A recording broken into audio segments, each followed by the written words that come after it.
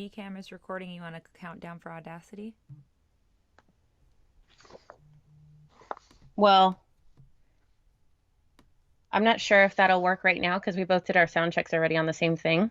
Oh, And then that's we're true. gonna be recording with Phil. So we have to figure out a way to do that all at once. Like, sounds complicated, but we can figure it out, I'm sure. Okay. But I'm gonna hit record right now. Okay. For some All reason, right. this video that's capturing on Audacity is still downsizing it, though, unfortunately. It always Poop. gives me a warning that Your video looks great right now. it's not what you're seeing, it's what the Ecamm app is capturing, Yeah. which is a lower I know. I'm resolution. just saying I wish that it would capture it how you Yeah, look right now me because it's too. super clean and clear. Yeah. All right. He said Phil's good to go. He just did a sound check, so Okay. that's really nice. I can just jump on when we do. Okay. All right. Okay. Hello, boys and babes, and thank you for tuning in and opening up to another episode of the Magic Hour. We are so glad you're here to share this time and space with us. I'm Mercedes Terrell, and with me, my majestic partner in shine, Jade Bryce. Hi, Magic Mob. You guys have really been showing up for us when it comes to sending us love and light, and we appreciate you guys so much for that. Yes, which reminds me, I want to share this little love note that one of our Magic Mobbers sent in on iTunes. This is from GL Morgan 1, who titled this review, Keeping It Real and Raw, and says, I've been a fan of Mercedes and Jade since Bellator. Now I'm even more of a fan. I love the substantive thought-provoking nature of this podcast. Very refreshing. So thank you so much, GL Morgan 1, for taking the time to send that. Love, love, love, love, love that. And welcome to the Magic Mob, by the way. We love you. Yeah, that really made me smile. Thanks for that. All right. So today we have Phil Davis joining us. He's a world-renowned mixed martial artist who also has a knack for inspiring others with his story and even just with his charismatic personality alone. Mercedes and I both know and love this guy, and I'm sure any of our listeners who've met him at the fights will agree. He's one of those people who, when you meet him for the first time, just instantly makes you feel like a close friend. Yeah, that's exactly how I describe him. He has a way of making friends with everyone he meets, and that Mm-hmm. energy is definitely contagious, which is why we wanted to have him on the show today to discuss where and how he cultivated his kind yet captivating character. We're also going to pick his brain on the ups and downs of the fight game and how all the work he puts into being a monster in the cage relates to becoming a better human overall. This is one for our MMA fans and our truth seekers alike. So let's get into it. He's a former Bellator MMA light heavyweight world champion and one of Jade and my favorite professional fighters to watch in the cage. And even though he fights by profession, he truly is a lover, someone who makes conscious effort to show kindness and compassion to others. He's known as Uncle Phil to many, but he's also a father, a brother, a dedicated husband, and a Christian. Please welcome Phil, Mr. Wonderful Davis. Woo! Yay, Phil. um, Do you want to run through that again, or you want to leave it? we have time to run through it one more time, but I'm gonna Adam sent an audio message, so I'm gonna listen to it real Okay, quick. go for it. I'm gonna eat something. Double check your mic settings. It doesn't sound like it's coming through your mic. Who? Probably Can me. can you listen to it? It's for you. This test is if you just give the mic a little tap, and I don't know how to replay it. Are you listening? Just looking at my recording right now. hear like a thud. Yeah, sorry, just recheck that and resend, please. Fuck. Hey Mercedes, please can you double check your mic settings? It doesn't. Is your mic sound setting on? like Yeah, it's coming through your Yeti mic. stereo. A So good way to always test is if you just give the mic a little tap, and I'll hear like a thud. Yeah, sorry, just recheck that and resend, please. So, did you hear that? He wants you to give it a thud. yeah, just check with me again on Audacity. It's core audio. It reads across the center line. Core audio, Yeti stereo microphone, 2 stereo, and then built-in output. Right? Yeah. Okay, that's what I have. But and then check, is your mic on mute or anything, or it's plugged in all the way? Like, Yeah, all the way in. Let me play it back on my end and see. Hold on. Well, give it a thud on your fingers and while recording, and then play it back. Hold on, I'm listening.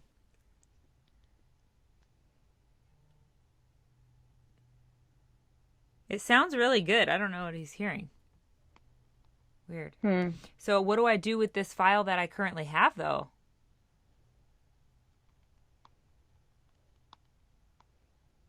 I'm not sure. Hold on. Let me see what I sent him. Maybe it was the wrong file or something because I had recorded that other file. Oh, yeah, you recorded a couple times. But I don't think I labeled that file yet. I think I just deleted it. So I don't know that he should have that. Damn it. Okay, let's see. This fucking thing is... You want to I'll just delete this whole Audacity and we'll just hit record when Phil gets on, since we need to redo that intro anyways, probably. I don't know. It was decent, but let me just fucking find this thing. Why can this never come up properly?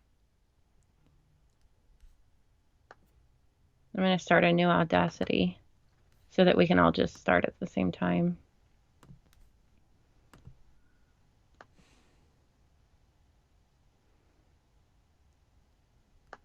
So you want me to delete this whole thing? I would just start over, yeah, because he wants you to send him another test. So if you can do that while I call Phil, find him and add him.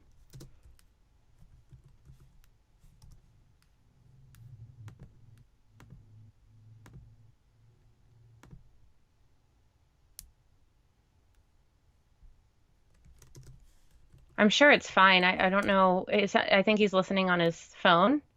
So maybe that has something to do with it. I don't know. Otherwise, he wouldn't have sent an audio message, you know? Mm-hmm.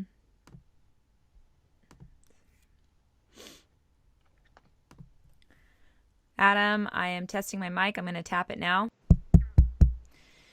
And this is what I sound like. I have turned my fans off. It shows that I have all my settings correct. Let me know if this doesn't work out. I think that should be good. I didn't change anything, so I don't know why it would be different. But I mean, the length of time and all, you thumbed it and all that.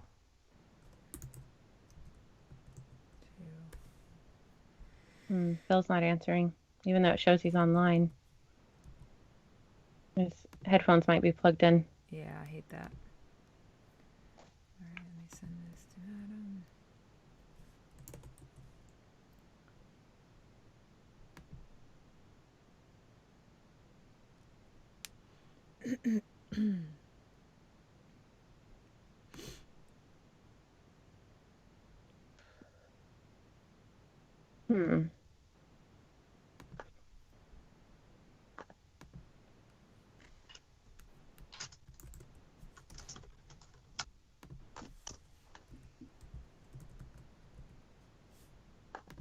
Okay, that's been sent to Adam. I'll tell Adam.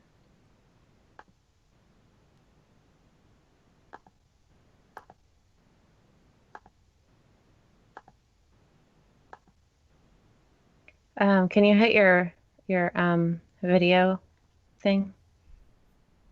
Mine? Mm-hmm. I'm back. Okay. Yeah. I wonder why it does that. Mm-hmm.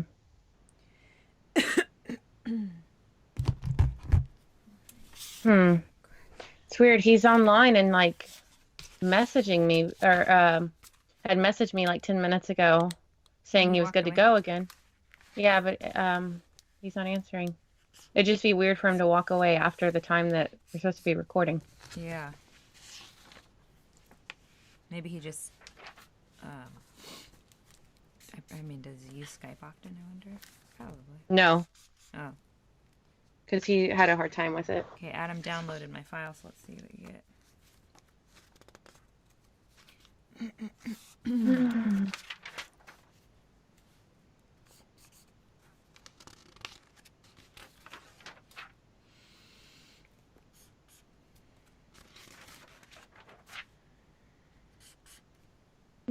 Do you want to text Phil? Yeah. Oh, there he is. Hello. Hi. Hi. I don't know what the hell just happened. I just joined like 17 times. Oh no, Skype is so wonky. Yeah, we have all Yes. kinds. Yo, don't try to play me, Bryce. Skype's a little weird. So It hang on. is. I'll be right back. Okay. Okay. He said you sound good now. Oh, good. Maybe we have him lower his screen when he comes back on. Yeah, we also need a less echoey space because that's not the audio we can do. I don't know why Adam didn't tell him that. Unless his microphone's not plugged in. Yeah, maybe. I didn't notice it, but he said his sound check sounded great. Yeah, he said that before. Hmm.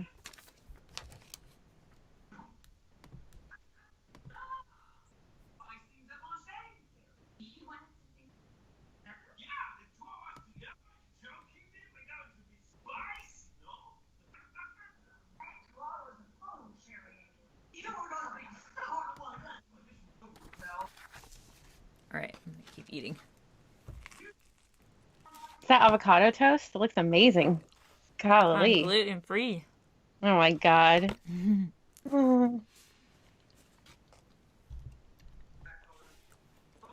Oh man.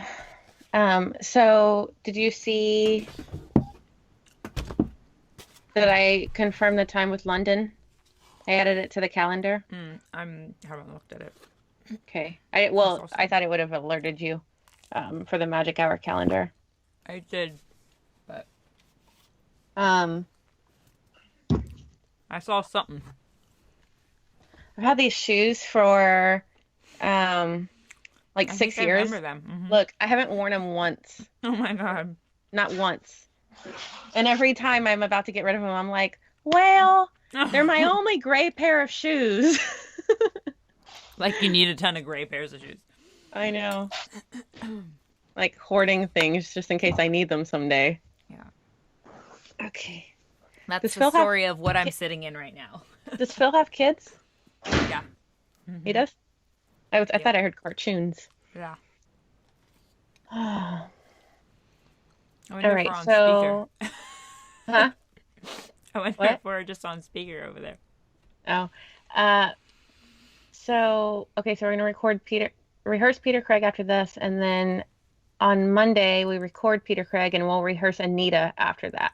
Okay. Okay. Did you look at Anita's site yet at all? Or into Theta Healing? I looked at something for her, but I haven't done any part of that outline yet.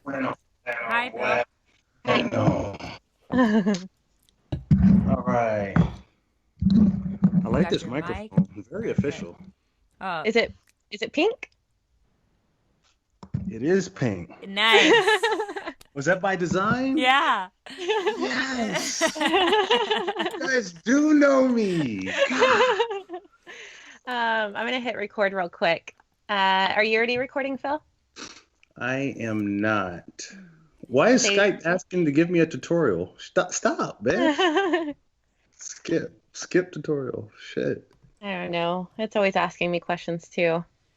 All right. Now I'm recording. Okay, cool. Mercedes, you recording? I'm recording. Okay. Stuff everywhere. Yeah, we had trouble for some reason getting mics to your address in time. Oh yeah, He's like really picky with what Amazon would send you. And then Really? it was like destined that you get the pink mic. Yeah, it kind of defaulted to the pink mic, and then we're like, perfect. It was literally the only mic that would come to you in time. It was weird. Wow. Hang on, I have my coffee just off screen. Grab my coffee. Oh, he can. Headphones. That's what I was gonna say. Headphones. He can probably hear. Did I do who? You have headphones?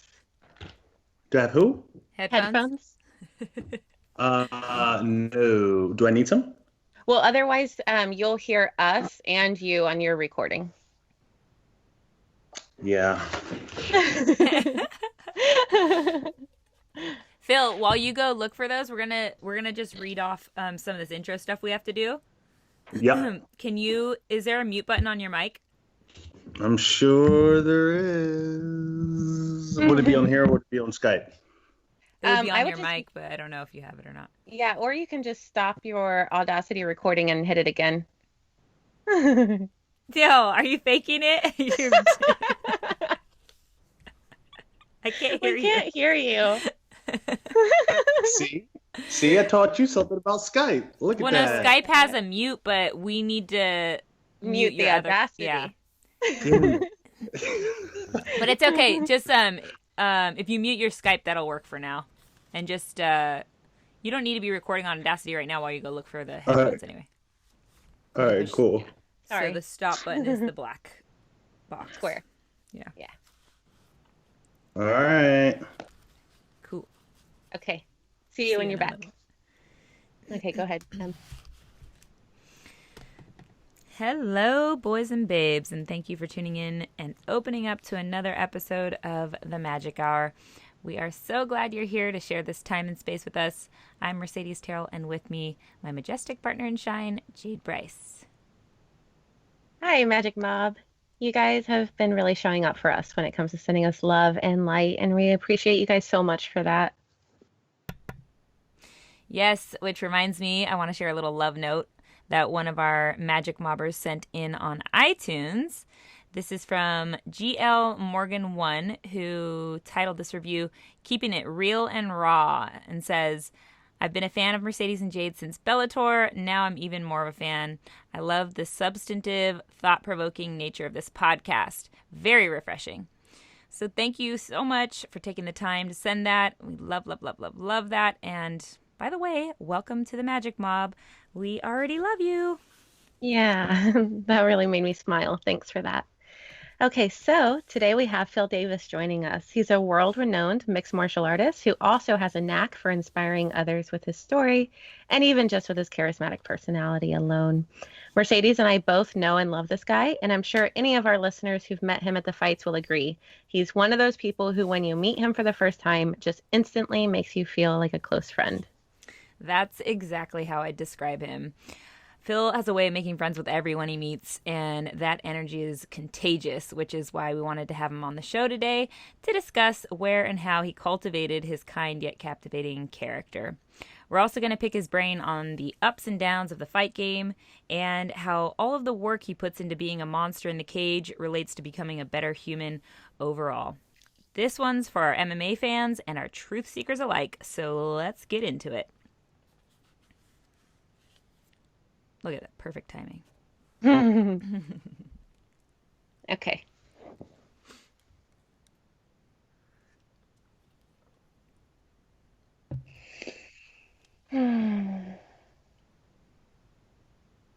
Oh, man. I need to do yoga so bad. Me too. All right. I've never used these bad boys with my computer, but they should work, yeah? I would Yeah. think so. Yeah. Yeah, they're Bluetooth or whatever to your. Should be able to link it up.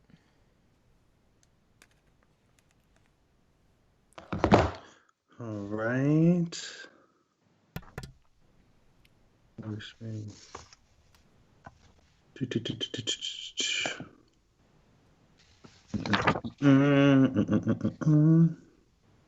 You know, I watch some of the other ones, and I always wonder, why do they wear earphones? Why does everybody have on their iPod? That's I funny. should have asked. It was like an easy fix. I could have had these ready for you. That probably does look weird to people that don't know, like, to Yeah. text stuff, you know? Yeah. Yeah. Why do they all have headphones on? Right. Scott's always walking around the house with headphones on. I feel like I'm interrupting his programming every day, and I have to ask him 3 times before Same he with hears Chris. me. And he gives he uses the AirPods, and he just like What a takes out luxury. one and like looks at me like Yeah. you're interrupting whatever is Like, in my y'all are head. at the gym and you're trying to hit on him while he's on the treadmill. Yeah. What a luxury. If I could wear headphones all the time instead of hearing the tantrums from the kids or something. Oh shit. I just do it back to him. Okay. Bueno. Okay. You're good? You hear us through those? Golden. Okay, Golden. awesome. And then if you want to hit record again. And make sure your mic is close Set. to you. Like it can be in screen or anything like that. It's actually as close as you can get it. Basically, you want your mic, like I don't have a good enough situation that I can sit this in front of me, but basically the mic needs to be like in front of you directly. Well, mine's like at 12 you as and possible. 12 inches from me, but as long as it's facing you is the most important thing. Well, his mic is probably like the one we used on Cornell's, and it worked really well for Cornell, so I'm going to stick with that system. So what am I seeing? Whenever I minimize the screen, it'll like kind of go back and forth between the two of you. Is that like what your producer's looking at, or? On it's Skype? going back and forth? Oh, never mind. Oh, forget it. Any questions right now? All right. No, but on Skype, it's showing us only when we're talking, or what's happening? I don't know. No, I can see you guys. If I minimize it, then it'll only show one of you. So at one point, I'll see no, that's true. Yeah, Skype just gives you, that way if you're on another screen, Skype just gives you a little preview of what's going on. Right. Close. So just be on Skype. Just be on the Skype page. But on Audacity, if you go, when you hit record, just make sure that it still says it's your microphone since you did add headphones. So on Audacity, the center line will say, like, do you see it where it says core? No. Do you see what I'm talking about? Okay, it says core audio, and then the next one should say whatever the name of your microphone is. Oh, no, we're still good. It says USB. Okay, we're good. Okay, cool. And then the next thing says 2 stereo, and then the next one's built-in output, right? Just want to make sure. There's 2 stereo, and then what was the other one? Built-in output. It could say Bluetooth since yours is Bluetooth. True. But it's like whatever your headphones are. What does it say currently? And speakers, Microsoft, no. High definition, speakers, no. Okay. It doesn't say that Bluetooth. It's okay. It doesn't have to. It should just say built-in output. As long as when you take your headphones off, you don't hear us through your computer, it's fine. Can you hear us? We're talking. Can you hear us? No? Okay. Okay, cool. Awesome. Okay, so we're all recording. Mercedes will do your little intro, and then we'll just start with the questions. And your green thing is bouncing on Audacity when you talk, right, Phil? Oh, yeah. She's bouncing up and down. Okay, you're recording. Cool. Just want to make sure we have had a lot of blips on this journey. Yeah. Not with you, but with several others. All right, here we go, guys. He's the former Bellator MMA light heavyweight world champion and one of Jade and my favorite professional fighters to watch in the cage. And even though he fights by profession, he truly is a lover, someone who makes conscious effort to show kindness and compassion to others. He's known as Uncle Phil to many, but he's also a father, a brother, a dedicated husband, and a Christian. Please welcome Phil, Mr. Wonderful Davis. Yay! Hi, Phil. Thank you. I think I only got something like that at my wedding. Never before. Love it. So, let's see. What do I want to get into first with you? Last time I saw you, let me just set the scene. We were in Tel Aviv, Israel, for your most recent fight with Bellator. While we were there, and I think actually it was the day before your fight, there's all kinds of chaos going on very nearby in Gaza, just like a few miles south of our hotel, where apparently over, I think they said 300 rockets were launched from Gaza into Israel, which was then followed by retaliatory ground and airstrikes by the Israeli military. All of this leaving many injured, of course, and several dead in its wake. So as terrible as that situation was for the people involved in it, of course, I'm not going to get into that, any of the regional politics of that circumstance with you unless you want to go there, of course. But with all this turbulence going on, the day before you're to take on perhaps one of the toughest opponents of your career, not only that, but you're also in a foreign country on different time zone, completely screws up your circadian rhythm and sleep cycle. What the hell is going through your head in that situation, and how do you or can you stay focused for your upcoming fight in the midst of all that? So ahead of the fight, I have a really good friend who's he's pretty high up in the military, and anytime I travel places, he likes to give me like the lay of the land. And so he's like, there's a little something always going on over there, but you should be good.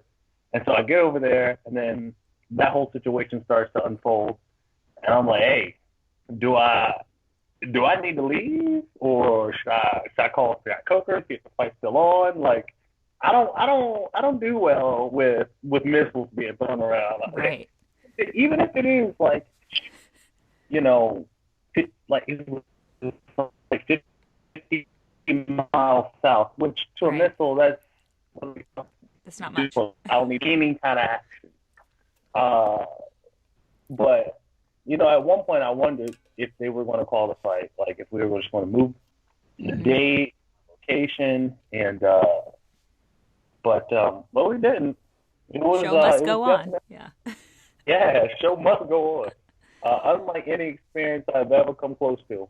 It's weird. I grew up in Harrisburg, Pennsylvania, and there was always a shooting going on. There was you just got used to it. You got numb to it. And I so got shot. It's like, oh man, I'm sorry to hear that. But this is like another level. Like missiles, like 300 missiles of one day, the next day it was like 400. I was like, I don't know, guys. This is next level. It was definitely unsettling in my heart. Like, I don't know if this is worth it. You know what I mean? It gave me that feeling. But fight, show must go on. Yeah, especially when you have kids at home, you've got, your family's back there, and they're watching on the news, all this stuff go down right nearby where you're at. So does it stir you in any way? Like, how do you refocus your brain to stay, on the fight game ahead of you instead of worrying about all this external stuff? You have maybe a practice or something comes to mind. Unfortunately, at that time I was monitoring our news cycle here in the U.S. We had just gone through the midterm elections, so it's kind of like staying up at night, not by choice. I was just up, and I was watching the news at home. Then I started watching the local news, kind of finding out what's going on here. And I think just prior to the fight, Egypt had kind of stepped in to like broker the peace between the two countries. So I was kind of at ease by the time fight day came along. But it's still a lot to put down. It's not easy. It's just, okay, people are just at war 50 miles south. But anytime I get ready to fight, I think I just block out the rest of the world just for a brief moment in time. You just gotta isolate yourself, and it's hard. I have to post on my social media, which that is the last thing I want in my headspace during that time. But gotta love your sponsors; they're great to me. So I post, and then I just don't get back to it for another day or two to respond to anybody or see any comments, what have you. But I just isolate myself as best I can, especially from my phone, emails. I isolate myself. Yeah. It's much easier to get into the zone and get ready to get focused. Yeah, next time I guess we have to just turn off the news too.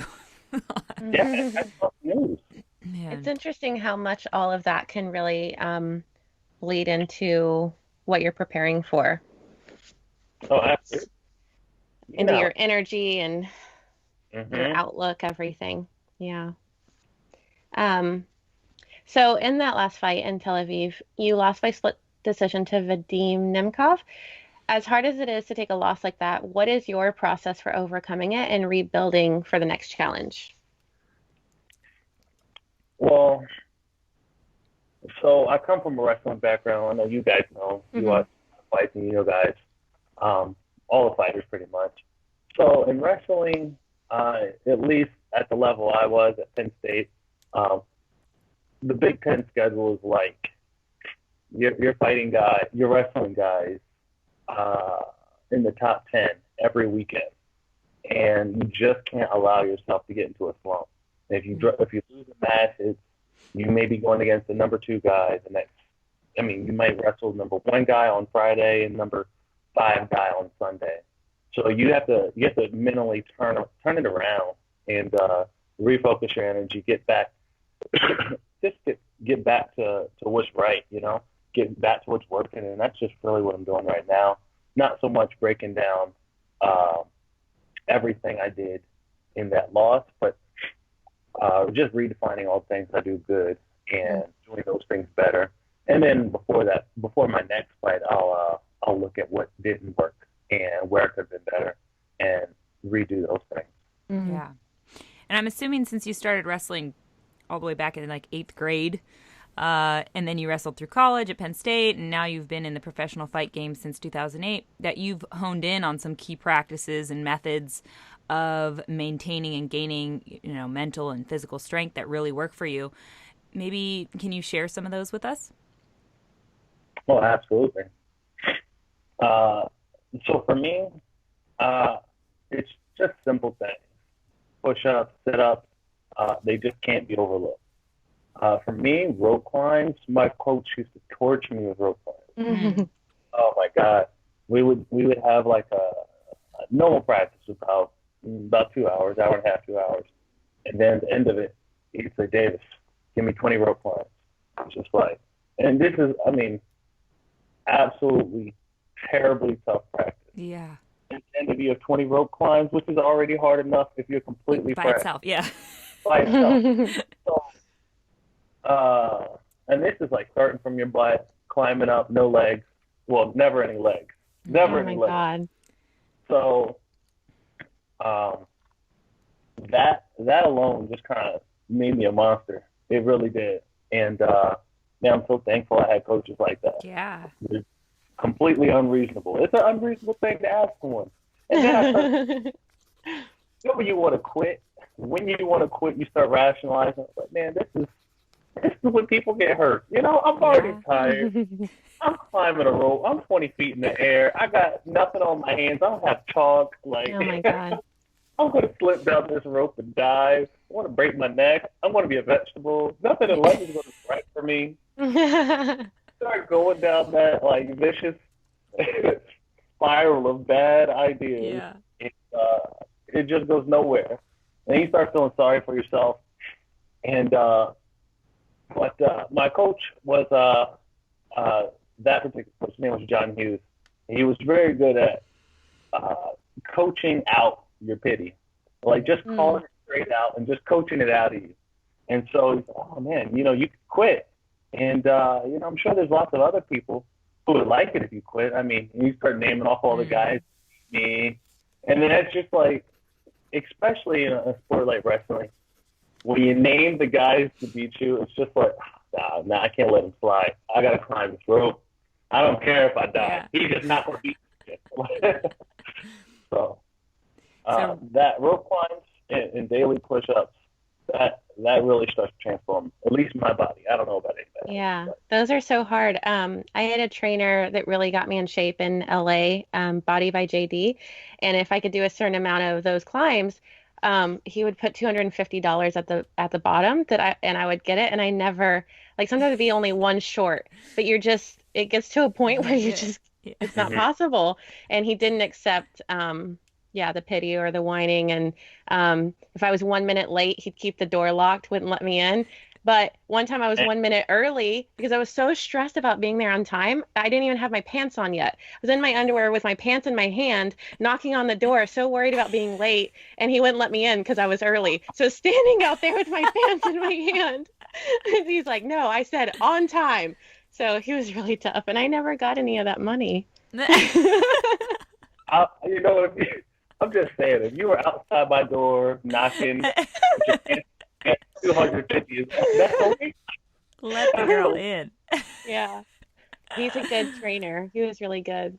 Yeah, but I love that idea of being, a coach helping you find your limits and really reach your breaking points and then push past them. After the mental side of it, being able to conquer the challenge of the mental side of it, where the physical can lead after that. And I think showing that there's a pattern there, like allowing you to figure out that there's a pattern between mental and physical, especially in a young age when you're wrestling, in your younger years.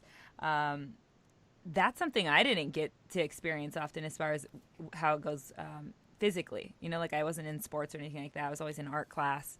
So I didn't have that. And I always think, you know, a lot of my family members went to the military, and I always think that that would have been good for me because in the military, that's the same idea. You're getting pushed to your limits and see where, you know, where you can push past them and carry on. Of course, there's a lot of reasons I don't want to be in the military. But I can't picture you in the military. Really? No. My sister's in the Air Force. My cousins are in the Navy, Army. Oh, got a lot of family. All girls, too. Wow. Wow.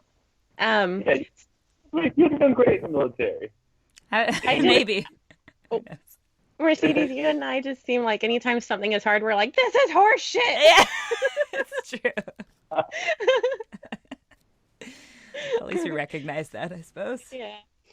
So Phil, our amazing magic mob came through with several questions for you. We may have touched on some of these already, but let's see what they have for you. So we mentioned that you wrestled at Penn State during your college career and were a 4-time NCAA Division I All-American.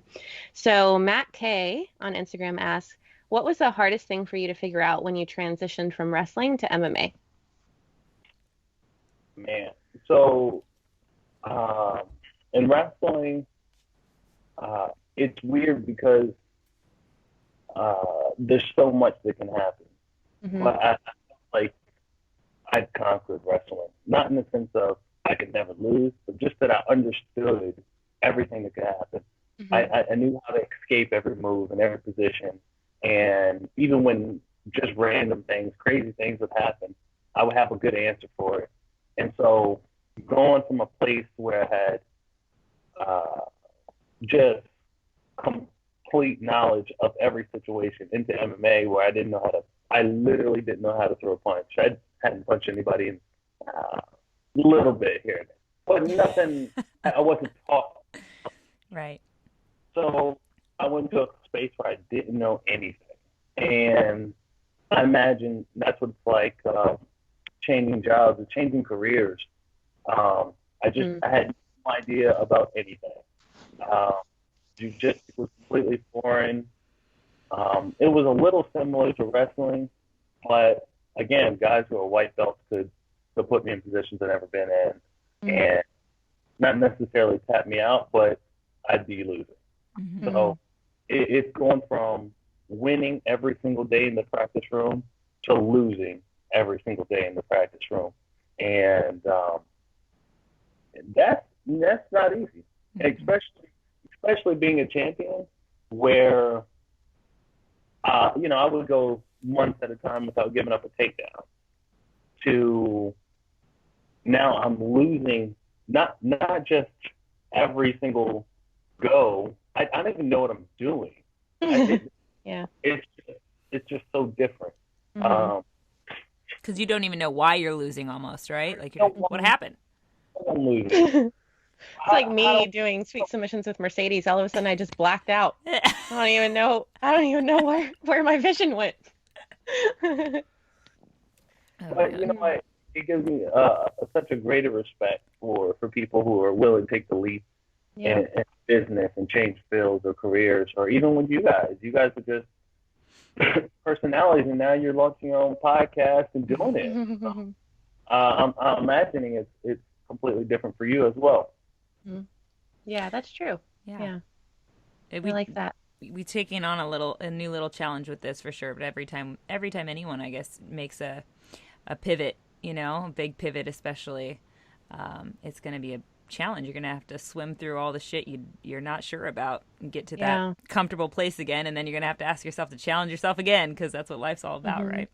Yep. And also trying to build like a new audience in a way. Like for us, it was like all of our following is people who just want to follow us on Instagram. Now we're trying to build a following of people who actually want to listen to us talk. Yeah, we have a lot of like tits and ass followers, obviously. That's kind of the name of the game when you're doing this sexy modeling stuff that we've been doing for so long. And now we're asking people to follow us into this, deeper, darker realm. We thought it'd be easy. But... I didn't think it would be that easy, but I think everyone needs it, and it's just a matter of who's willing to open up to it. And at the end of the day, we're both living our bliss through this. So, we're getting to have conversations with people like you, so it's all worth it. Totally. So that guy Matt, he also asked, what has People been like your What? you guys can do this. Have conversations with people like me. You guys have some very interesting groups that you talk to. you keep freezing up. He said we have some interesting groups we talked to. Oh yeah. Yeah. Yeah, they've all been really good. Yeah, we've had some crazy, way far out there stuff on this show already, and then some people that I think our current following, which we have a big MMA following, of course, can really relate to, like you, like Jimmy Smith and Whitney. So Yeah. it's been fun, like kind of finding the middle ground in between all this weird stuff we're into and we want to know about, and also bringing with us, the people that we've grown into families with, like in MMA. So Yeah, and it's cool with MMA people we're having on. Everybody's got such a different outlook still, and such a different background. We're having Pearl Gonzalez on in 2 weeks, and she's got such an amazing story. I don't know if you listened to Jimmy's episode, but his story is amazing. Yeah. So it's really cool to be able to, on our show, not only talk about MMA, but like bring that into it too. But when our fans were asking for more MMA episodes, you were like one of the first people Mercedes and I put on the list because we just love your contagious joy. So energy for sure. yeah. Also, I was gonna say, just I know we're going on about this, but the MMA crowd is super special, and I want to give them credit for that because I know that's who will be listening to this. They are, and this doesn't go across everybody, but for the most part, people who are able to keep up with MMA, and I mean like keep up with the groundwork that happens in the cage, keep up with more than just knockouts, punches, and that. They're all commentating at home. Yeah, I think you have to have a little bit of intelligence in order to keep up with the sport. It's not, too obvious how everything's happening in the cage, especially. So when someone can understand the submission, someone maybe is even a practitioner of jiu-jitsu and Muay Thai, and has some of that in their arsenal as well, they can really understand and respect the sport. I think it's, as you know, Phil, it's like a chess game in there. You're trying to figure out what this guy's next move is to counteract it. And that type of intelligence is what we're speaking to in this show and hoping to, pull out of people or let them feel better about expressing the dark side of that sometimes, or the gray areas of that sometimes, which is why we're here asking you all about how being in this sport, MMA, or your wrestling background has built you into this character that people love instantly when they meet you, and has pushed you further, like you're saying, how your coaches have pushed you further. So yeah. You're right in there with all of our goals on this show. We love it. Yeah. Thank you. So Matt also asked, what has been your favorite fight in your career thus far? Ooh, that's a hard one. It is. It's tempting to name some of the bigger names that I've beaten. I think one of my favorite fights, I have several favorites. It's really hard to just say one, but I think the first time I was like, oh wow, I guess I'm going to do this. So getting into MMA, I just decided I was just going to try it out. And then I was like, okay, all right, I beat the first guy. Maybe he just wasn't that good. And so you do it again, and do it again. And never 100% sure that I belong, and never 100% sure until I faced Brian Stan. I don't know if you guys know him. He's a super cool guy to get to know. Nice family man, and but a fierce competitor all the same. And he was my first fight into the UFC, and he was former WFC world champion, and the UFC acquired WC, brought him in. He won a couple, lost a couple, and then they brought me in on short notice, and it was weird. I had 4 professional fights, and it was just so hard to get fights at that time. Like, guys just would not fight me. My manager would book 3 or 4 fights for the same weekend for the exact same date, and then they would just all fall through. Oh my goodness. you just do that so over and over again until I'm just like, all I need is a week's notice of a fight to take place. And so my manager gets the call, and they want to put me on the UFC card. And I was at home over Christmas break. I was at this bar eating chicken wings, hanging out with my buddies from back home, and he's like, "Yeah, you want to fight February 6th?" I was like, "Whoa, it's like December 29th." And then I had this panic moment, and I was like, "Okay." You put down the chicken wing and the drink. But I did finish my beer. And I was like, "Oh man, okay, this is gonna happen." And so, and from that moment on, I was hardcore. I was training so hard for this fight, and leading up to it, that was my first time doing major media, talking about real large USA Today and Ariel Hawani and MMA Junkie, and man, that whole process. Even at this point, I just kind of, it's just what I do. But at that point, that freaked me out. That's a lot to swallow. Yeah. And yeah. It turned it into a whole job in itself, just the media portion, right? Just the portion. I mean, I was doing phoners for an hour or so. Yeah. At that point, I didn't do any of that. It was just maybe I'd talk to somebody before a fight, real quick in the back or something. Maybe a press conference. Never before the fight for hours at a time. Yeah. 12 different interviews. Man, that really set the fire under my butt that I have to get on this stage and perform. And the fight went great. When I got there, when they closed the cage for the first time, one of my best friends, Brandon Vera, was sitting cage side, and he's like the loudest human being there is. I'm not kidding you. I heard everything he said from the announcer. But Bruce comes out, does his deal, and I'm just kind of like tuning him out because I'm in the zone. Boy, Brandon's like, "Yeah, Phil, this is your time, baby." I'm like kind of like withhold my smile, yeah. Not to, like I hear him, he's right there, and I make it a point to never look anyone in the eye when I'm walking out, because I just don't like the connection. I want to be very narrow with my focus, and I just couldn't help it. I was like, man, this guy's he's hyping me up from the front row. And man, and that was probably the first time I had like a real adrenaline dump. A lot of times people think, "Oh, you just get this huge jump of adrenaline every time you go in the cage," and yeah, you'll get a little, butterflies, excitement, all of that. But this is like another level. I was like, whoa, this is the big stage of UFC.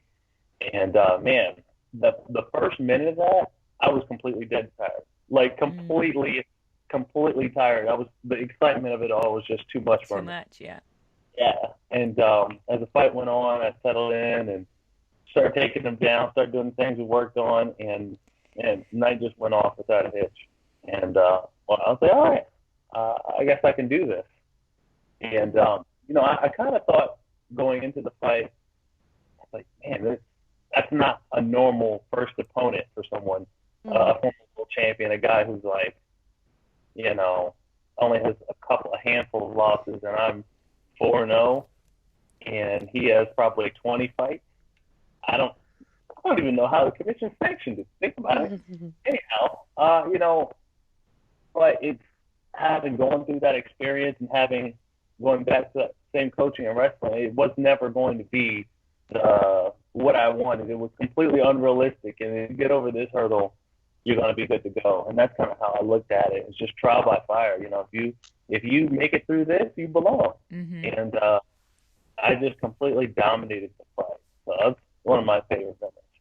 And that's I missed awesome. Who was that? Brian Dan. Yeah, gotcha. He hosted the MMA awards for a couple years. Mercedes, I don't know if you remember him the first time we went together. He hosted it. Yep. Yeah. So Brian not Speaking Stan, of Brian, on Instagram asks, what advice do you have on how preparing your mind as opposed to your body, on how to prepare your mind as opposed to your body for fights or big moments, like maybe with food or reading or music? You know what, Jade? You'll probably feel me on this. I do a lot of meditation. Mm. I don't know why. I just knew that would land with you. Could you tell I meditated right before we hit record? Yeah. Is it her prayer beads and her mandalas in the You didn't even put me on the field. Dang. But meditation for me is huge. Mm-hmm. It's and I started doing it back when I was wrestling. It's you really need to have that time where you reprogram your mind. Like just in general, I was reading this book. This author was saying that if you play basketball, you don't get better as you play, per se. You know, the idea is that the more you practice, the better you get, and the more baskets you shoot in practice, the more you learn. And if you really think about it, the more shots you take, whether in practice or in a game, the more you miss. Yeah. You know, and that's, even though you miss more, you still gain experience and you get better. Mm-hmm. So he was really kind of saying that the more you use this positive imagery and meditate, that's how you reprogram your mind to not worry about all those misses that you took in training and all the misses and mistakes and failures that you had throughout life. This is going to against you, and you did. And think about those moments and meditate on those, and those are the things that are going to carry you through. I love that. What exactly do you do in your meditation? So I do a couple things. I start with just some basic affirmations. It can be, if you're getting started. One of mine in wrestling, I was just, usually black people are really fast. That's a fact, right? That's a fact. I'm not. That's a fact. Or at least maybe is fast twitch muscle fiber more common? Is that what it is? I don't know. I can't call it, but I'm like not fast black guy in wrestling. It's just not fast. And so I would tell myself that I was fast. And even though it was weird, because I would tell myself I was fast because I knew that I wasn't fast, and it gave me this confidence to try things, and that I really, it helps me come out of my box. It helps me come out of my shell, and try a variety of moves that I normally wouldn't. So just that, and it really should be specific to you. So just affirmations. I tell myself I'm faster, I'm stronger. I remind myself how hard I train. I remind myself all the days I get up early, I stay late, all the moves I worked on. I don't so much script a fight as to say, oh, I'm going to knock this guy out as soon as he drops his left hand. But what I do is I remind myself, okay, if he does this, I do this. If he does that, I do this. And I run through just a variety of scenarios, and all of them I win.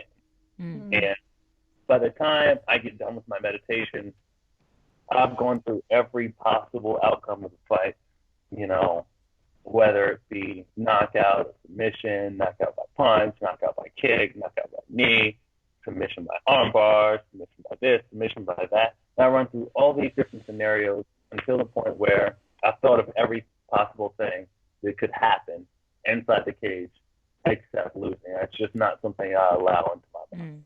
Yeah. I love that. Visualization is really, really powerful, I think. Yeah. So meditation is how you prepare your mind. And what about like right before you walk out? Do you step into meditation again, or does that kind of get you too zen-like right before stepping into the cage? I just try to right as I'm walking out. It's usually like this. Well, you guys know. But for everyone watching who has never been a cage fighter personally, You're back there for a while. you're back there for a while. Yeah.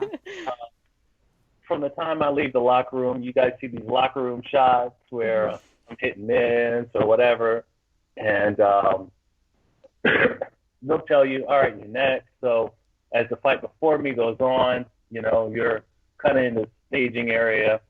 When that fight wraps up, then the referee comes back, he checks your gloves, he checks your hands, he wipes you down, and then you're in this holding pattern until the TV comes back from break, and then they'll say, all right, you're up, and then they lead you to the tunnel. When you get to the tunnel, then you wait. Yeah. Then they play your promo, and that's when they're like, oh, I'm going to do this, that guy. Then they play my video. Oh, no, he's not. I'm going to do X, Y, and Z. Oh, it's not going down like that. Blah, blah, blah, blah, blah. That plays, and then either he walks out or I walk out. Usually, as of late, I've been the red corner, so that I walk out second. And so I'm in this staging area, and for whatever reason, it's cold in every single city. Yeah, we know. We know. We're in the smallest outfits, even smaller than yours. Man. So you're there. Sometimes you're shirtless, and I'm just like, sometimes that's the only thing you can not think about. You're just trying because you just warmed up in the back of a sweat. Next thing you know, you have your shirt off and it's freezing cold. And I'm just trying to just practice and keep warm, really. Just not lose my sweat that I have Right. coming out of it. So. Are you superstitious or have any like good luck, things you do right before you head out? Oh no. Superstitions are they're tough, man. And once you get one, it's hard to break it. Yeah, then you become like OCD, right? Mm-hmm. Exactly. Yeah. I had a teammate in college who was he was legit OCD, and man, I felt bad for him. I appreciate his process. I appreciate his process because he had like a checklist. He just went down his checklist every single time, and that's how we got ready. And I didn't really have that. Yeah. But then, obviously, because we're college teammates, we would mess with him. And I'm telling you, if you moved a pair of socks in his suitcase, unpacks the whole thing. He unpacks the whole thing. He dumps it out, repacks it piece by piece by piece. Oh, no, where are my socks? I mean, he has socks on his feet. But if he can't find the socks that are supposed to be in his suitcase, oh man. So, no, I don't really have a superstition. I just try to eliminate those things right at the very beginning. It's very tempting to try to say exactly why you won. Yeah. I know. Certain situations where you come from behind or you weren't supposed to win, like, oh, well, I won because I drank this orange juice. Yeah. Yep. I had my lucky bracelet on. It was all in the power of the bracelet. Nothing I did. Yeah. Bracelet gives you so much power. How powerful did you feel that night? Yeah. It's so many of those things. And in those times, I try to go back to my training. Usually, I have so many good training moments where, whether I wake up sick or just didn't sleep well or didn't rest well, whatever it be, I get to the gym and I just have an all-star practice. And I'm like, man, none of that stuff matters. Even being hurt, sometimes being hurt going into a fight it's just a blessing in disguise. You compensate for being hurt by going so hard that hopefully that will know that my knee is killing me. And so I remember all those times that I felt crappy in the gym before I got to training. And then I just project that into how, hey, I actually feel pretty good tonight, so I should do good. Yeah. It's interesting how we sometimes use all these external things, or we think of these external things as what's affecting us, instead of giving ourselves credit for what we're doing, with Right. everything we're taking in on a daily basis, and Right. integrating it and then letting it out. Like I think we talk about on this show too a lot. We talk about how we need to take responsibility for the negative shit in our lives and pick up and move on, not stay in a pity party or stay stagnant. But at the same time, we need to take responsibility for what we're doing well and how we're being able to create these amazing successes and wins and things in our lives, like you're experiencing in the cage, without the rabbit's foot. Yeah. My family has a superstition that you have to put your pants, your socks, and your shoes all on the right foot first. Like, I mean, one at a time, but like you got to start off on the right foot. Is what they say. They took that really literally. Yeah. It worked. Yeah. No. If it makes you feel that way, I guess. Jade, are you gonna For ask me, this? Superstition is very is really tied to my belief, and I try not to let that creep in, and just say, listen, like, God's the reason why I have what I have, the ability I have, and things that I do, and the life that I live. So I really just try to like speak into that and not allow other things to come in and take credit for it, Yeah. I love that. Yes. Yeah, so, it takes the credit away. Yeah. Exactly. So I've noticed that, like me, you've been taking advantage of Bellator MMA being an international fight organization, and you've found some ways of getting some exotic travel in where you can fit it in. I know you were recently in Egypt, in Cairo, one of my favorite places. So I just wanted to ask you what your experience was like there. I'm big into museums. So any place that has this rich in history, I'm just going to love. Cairo was amazing. Minus the smog. They kind of have a smog problem. They burn their trash. Yeah. Is that right? Yeah. Oh, that explains a lot. That explains a lot. It was very smoggy. Very smoggy. But man, beautiful city, great people. I know my wife's a little worried about me traveling to Cairo. I don't know, it's dangerous. What about this? What about that? Nah, it's cool. That's just me on anything. It's cool. It's man. cool. Yeah. When you go to these places that our American national security identifies as unsafe, do you feel a sense of fear at all, or you feel like you're saying you just take it as it comes? Well, it's all about the people there, and you really have to get a feel for the people. And culturally, we're a lot different, so it's just really just operating within their cultural norms. And the people there were just very receptive. I mean, you got to get a feel for what you can do, what you can do, and what you not do. And they were very, very, very cool. Man, I wish more people would be encouraged to travel to Egypt. It was a very cool experience. I went around to bazaars and to a few different places, a cotton factory, a perfume factory. Everybody I met was just, and it's crazy. I was never going to ask anybody about religion, and I just wouldn't. I wouldn't put that up. But one of the guys was like, yeah, it's most people don't know there's a lot of Christian people here. I was like, really? And he's like, yeah, there's Christian people here. A good percent of our population are Christian. If you look around, as you're going down the street, you'll notice a lot of churches. And at that point, I really wasn't being observant.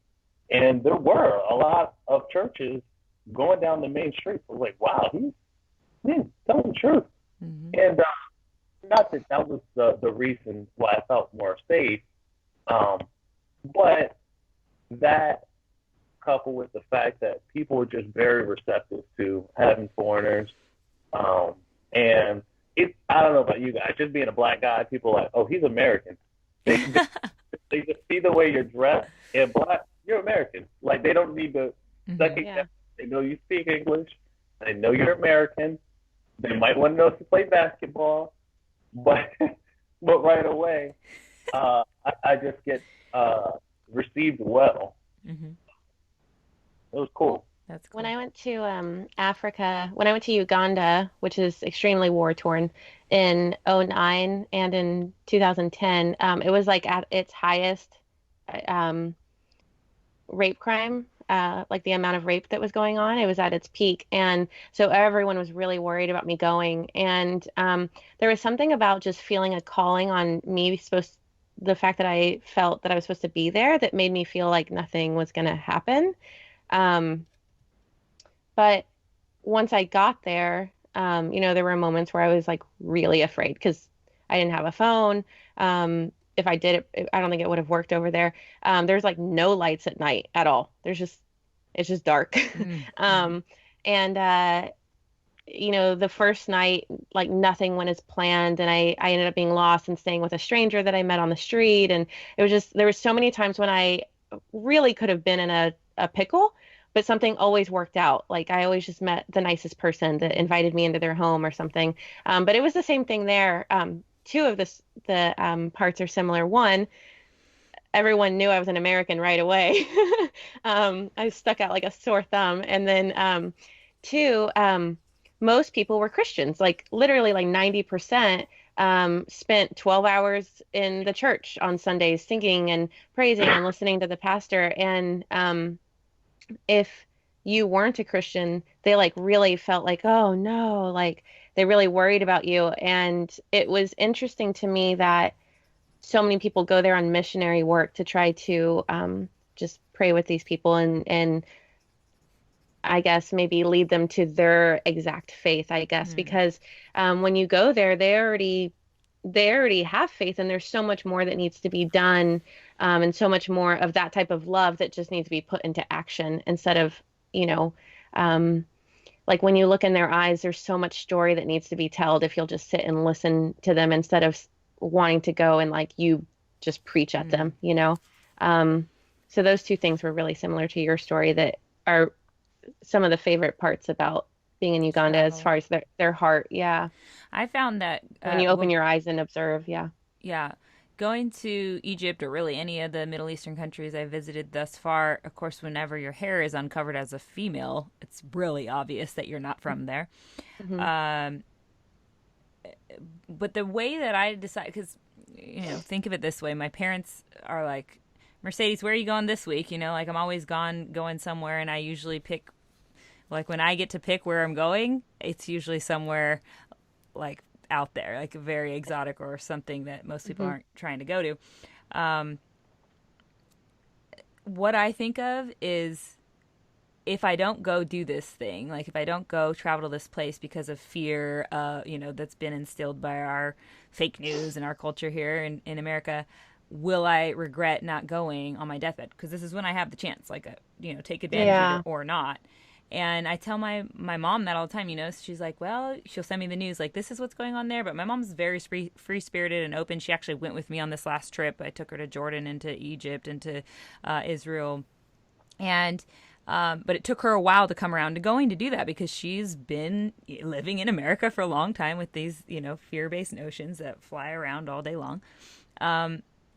But I tell her, like, Mom, I've literally voiced this to her several times now. If something ever was to happen to me, as much as obviously I don't want that to happen to me, I am doing what I love. Like I'm consciously making these decisions, and I know that I'd rather make these decisions out of love than fear, and I'd rather move towards things that I really want to experience.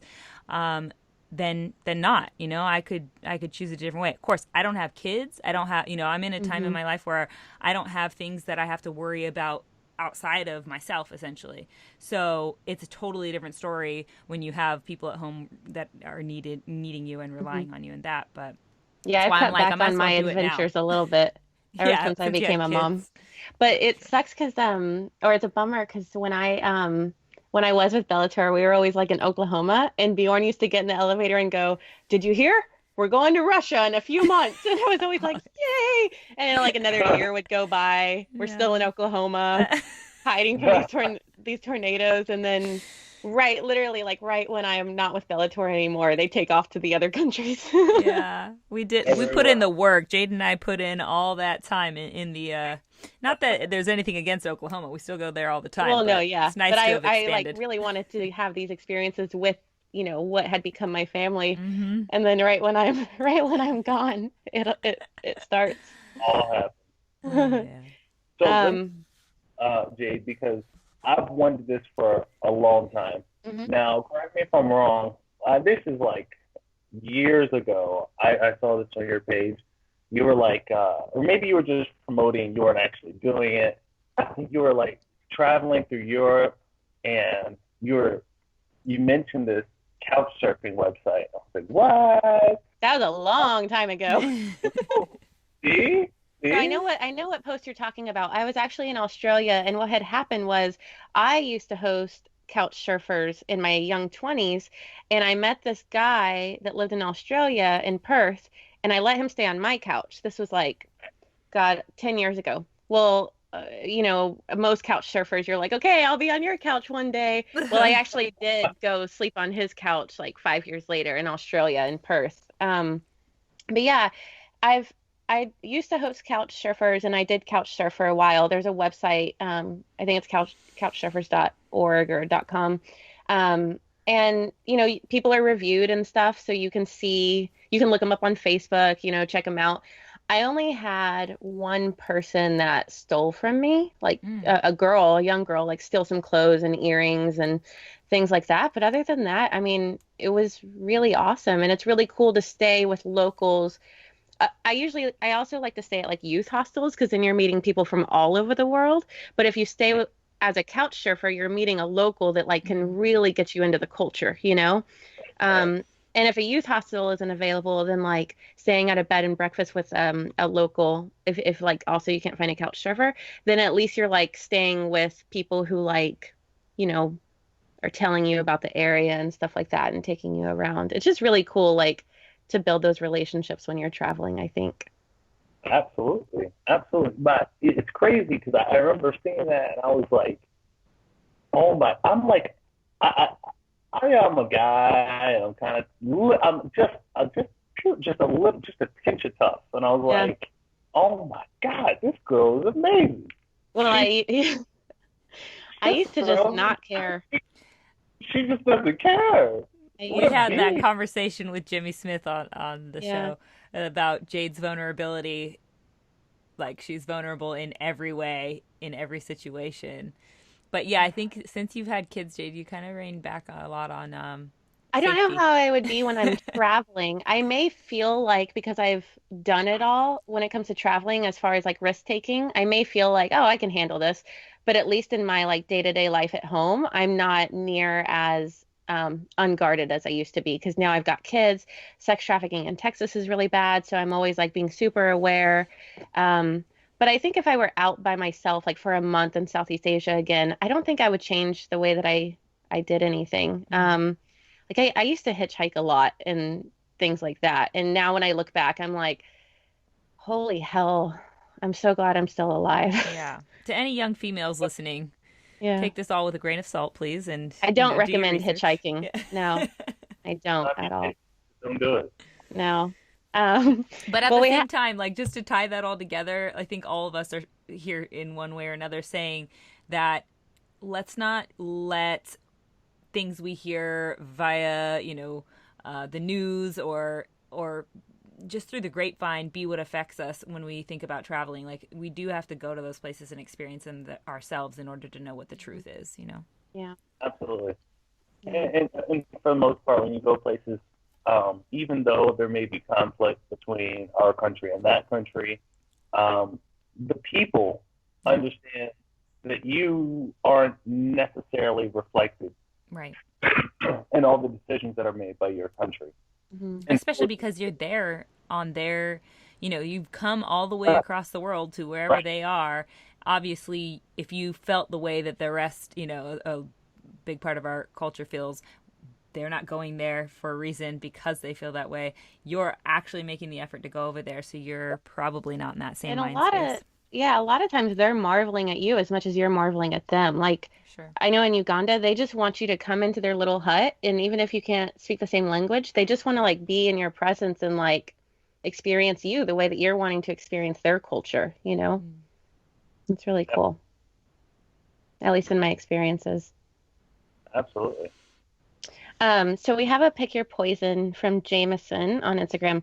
Would you rather go to jail for 4 years for something you didn't do, or get away with something horrible you did but always live in fear of being caught? Oh man. Oh man. I'm curious your answer. Jameson. Well, listen, man. Oh man, you're not going to get me in that cage for nothing. For nothing. Not going. I'm gonna. Man, I mean, can it be something? As long as now, I'm trying to rationalize. Can it be like unpaid parking ticket? It's 4 years either way. I don't think unpaid will get you that. You're going to be a fugitive of some kind. I don't know. Yeah. No, I'd rather get away with something. I'm not going to jail, but I'm not going to do it. And there is something to be said about people that will sacrifice and go to jail for something they didn't do, or to go to jail and protest of the status quo. Man, and, I really, the older I get, the more I respect other people's outlook on life. I don't have to necessarily agree. I understand that I wouldn't do it that way, but I respect other people for thinking the way they do. And along with that, I respect people for not even when I'm in complete opposition. I respect people that have this adamant feeling, and they even if they're in protest of whatever, I respect the fact that you feel so strongly about something, willing to voice your opinion. Yeah, the passion. I mean, I think that's where progress happens too, is we have to become so passionate about something that we go to an extreme. And the rest of the world might not move to such an extreme with you, but they might get a little inkling, a little closer towards you. So somewhere in the gray area is where we all end up, somewhere between the black and the white, the two extremes. Yeah. But it's important. We need activism in that way. Yeah. So, let's see. Would I rather go to jail for 4 years, even though I didn't do anything, or get away with something horrible but live in fear of getting caught? I'm trying to get into like the psychological mindset of both situations. You go to 4 years, you do some time, but you didn't do anything, so you're doing time in like vain. You're doing. I just hate jail. Well, what if it's like a minimum security jail? Nah, man, I'm not going. Not going. Because on the other end of that, if you do something horrible, you get away with it, you're living in the fear. Now you have to like sort through what that, how much of your life is that going to steal for the rest of your life? Yeah, that's the thing. Also with my kids, I'm going to miss out on their childhood. So I would definitely rather just fear being caught, as sucky as that sounds. Oh, you'd rather, I see. But I'm saying, so like 4 years, okay, 4 years, it's done. That's 4 years. We know what 4 years looks like. It's in a box. Maybe you can do something good with your time. But on the other end, if you're living in fear of being caught for the rest of your life, how much of your time is actually being taken by the fear? Does that make sense? You give me 4 years, I can build up a great legal defense, okay? Listen, I just need to be able to, build up defense so I don't go for 4 years. I just need to get out on good behavior. Right? Yeah. Time served. You know, Or right? or on the 4 year situation, you build up a great defense of why you didn't do whatever they're saying you did because you didn't do it, right, in this scenario. And when you get out, you fight that case. They And you realize make a that they bunch of put you money. away for 4 years and you didn't do it, and then you have a bunch of money And a to, Netflix special. and no guilty conscience. No guilt. Well, you know what's crazy? That there are few people who get proven not guilty, and even fewer people who get you know, compensated with money. And really, what is a reasonable amount of money for taking Yes. 20 years or I don't just know. 4 years Yeah. of someone? I can't even decide which 4 years I want to give you. Yeah. Like, you know what I mean? Like, you just take that's 4 years out of your life. And what is that worth? What is that really worth? But dude, And it's so much more than 4 years. It's 4 years of you telling people that I didn't do it and no one believing you. That has got to do something wild to your psyche. Like you just hate the world or something at some point. Along with absolutely. living around a bunch of people that also probably hate the world. Mm-hmm. Yeah. So are you guys fans of the Making a Murderer? Making of a Yeah. Murder. Uh-huh. Gosh, that show, you know, the second season I watched it wore me out. It just wiped me.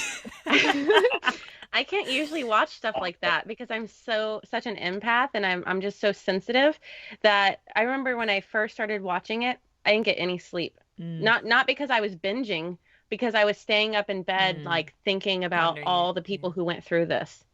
So it's really hard for me to watch stuff like that, but I had to do it. I got to get So- into the second episode. Haven't cracked that one open yet. Oh man. I mean, the second season. You know, it hurts because I'm like, man, this poor guy. Like, I'm so sorry this has happened to you.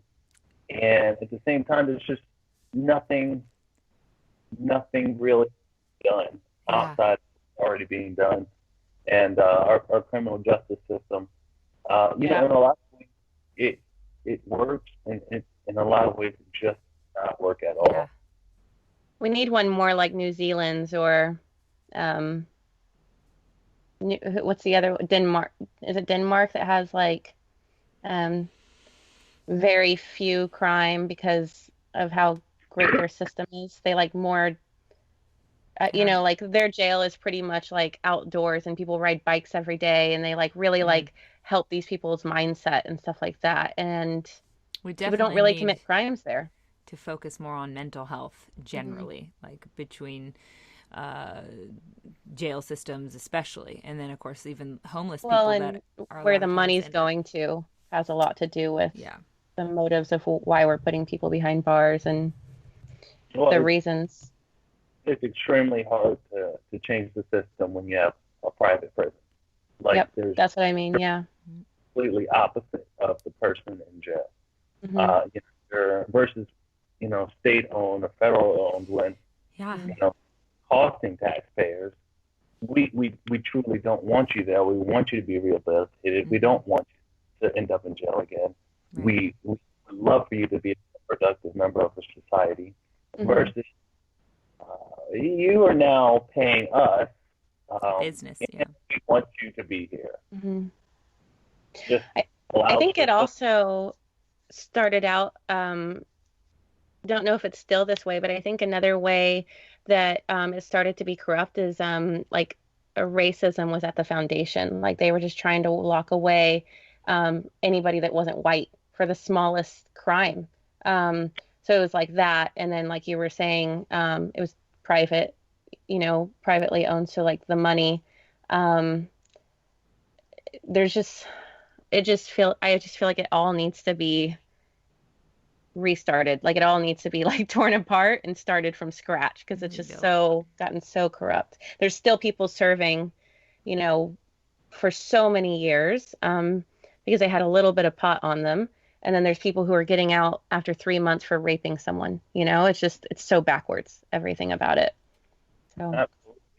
And kind of on what you were saying about racism and how that played into our criminal justice system. I mean, it's just never, you know, when you have something like slavery, it's so hard to, it's very hard as a country to detach ourselves. The roots of slavery are so deep in the system. Mm. And in this book, it's called, oh geez, I'm in the middle of like 7 books right now. Oh, we love that. Oh yeah. But basically after all the slaves were free, I mean, you could, like you were saying, you could be locked up for anything like loitering, litter, you know, outside of just the you did it sort of thing.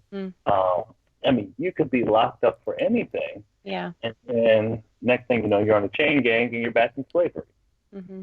I think it took the place of slavery was their goal in the beginning. It did. Mm. It did. So, Heavy stuff, man. Yeah. So there's a few short questions we like to ask everyone who comes on the show. First off, Phil, what advice would you give your 25-year-old self? you know, I would give 25-year-old me, I still enjoyed reading and writing at that time. I just wasn't as committed to them. Mm. I journal, and reading really, it fills up my thoughts and allows me to empty my thoughts into my journal. Mm-hmm.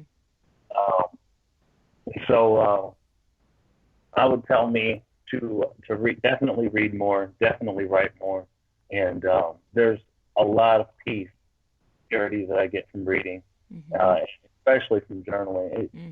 Journaling for me is like, it's like drinking water. You know it's good for you, but you just don't do it enough. You know what I mean? Yeah. It's just it's just a complete.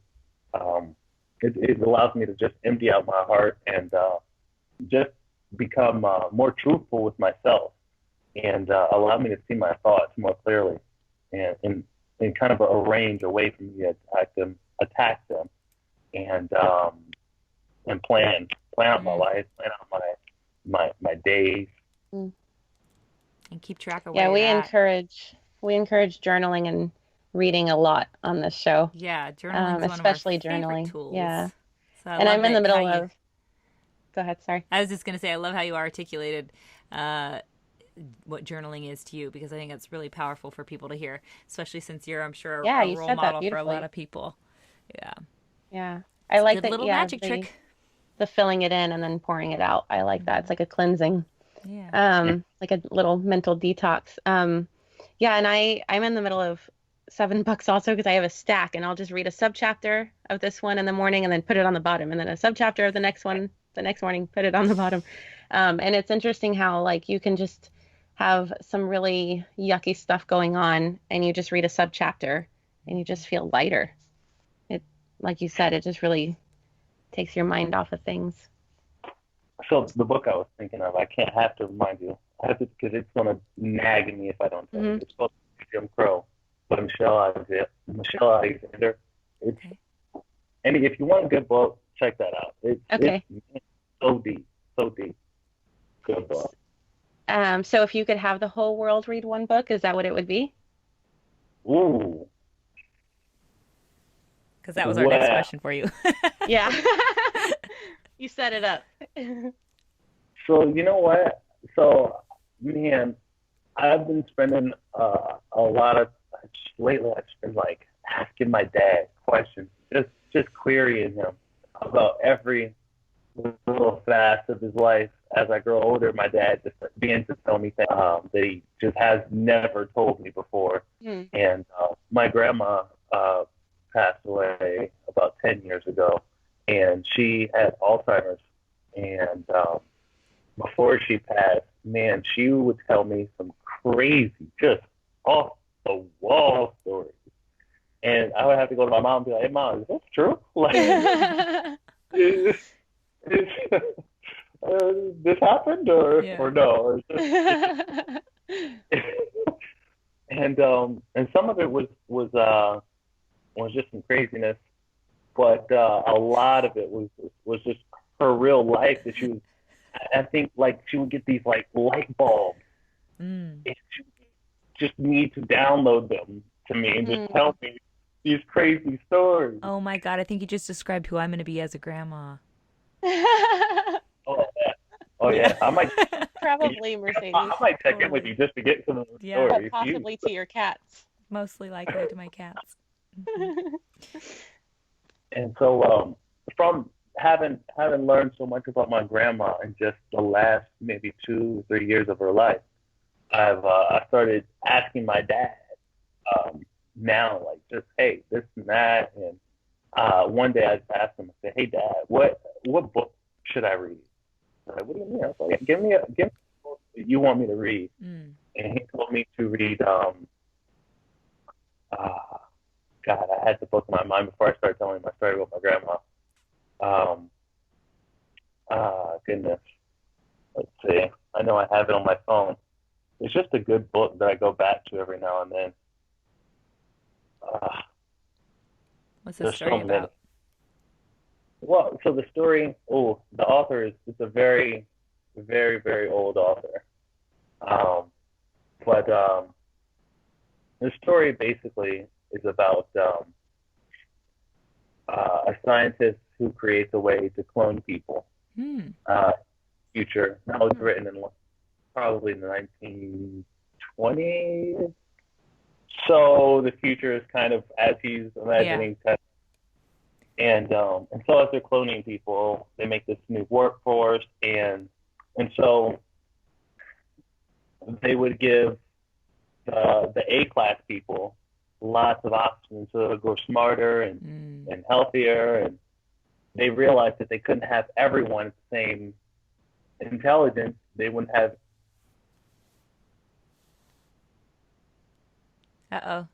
Headphones. What happened? His headphones died. Headphones died. Should I replace those? Do you have earbuds? I may. We only have one question left. But I don't know if it'll record properly, so I just want to make sure. I know. So if you have, why don't you look and see if you have like any earbuds, like Apple earbuds or something like that. Any kind of earbuds will work though. Hang tight. We'll remember where we're at. Yeah, he's describing his book. Actually, I'm gonna go pee. I have to pee so bad. Okay. So I'm gonna go pee while he does that. Okay.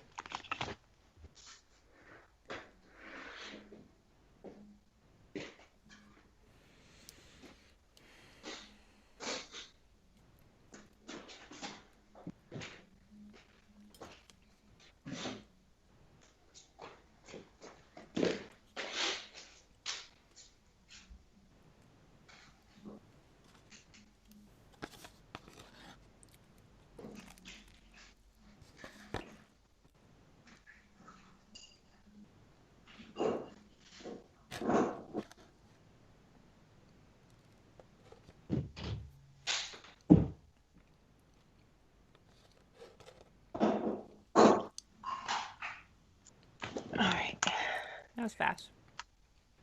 Oh, it was? Mm-hmm. I felt like I took a long time. I'm just eating avocado toast. I'm so hungry. Sorry. It's okay.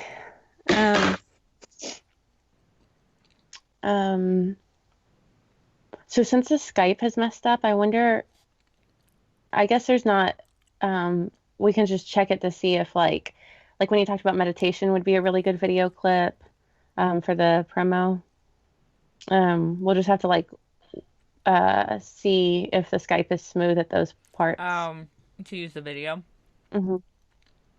We'll see. Yeah, I have no idea how it's gonna look. Because it'd be cool to get since the Jimmy video worked out really well, it'd be cool to capture this video and then put the fight scenes. Mm-hmm. Hey. Got some more. Are these also wireless? Also wireless. Okay. Did you remember the name of the book? I'm going to look it up. I'm going to search for it. Did. Huh? Wait, you did or you didn't? You froze up. I did. Oh, you Oh, did? cool. Okay, cool. Hold on.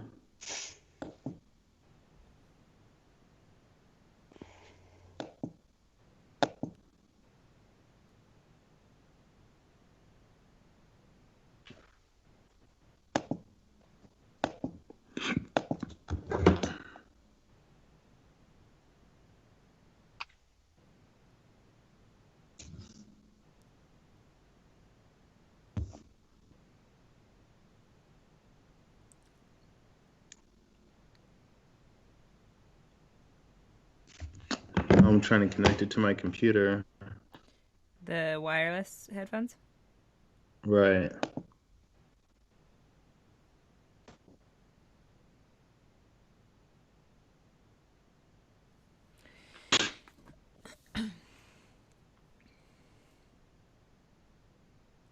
Are they charged?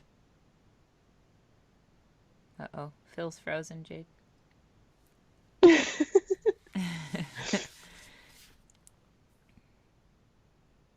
Hmm. Phil, if you can hear us on Skype, hit the There he is. never mind, you came back.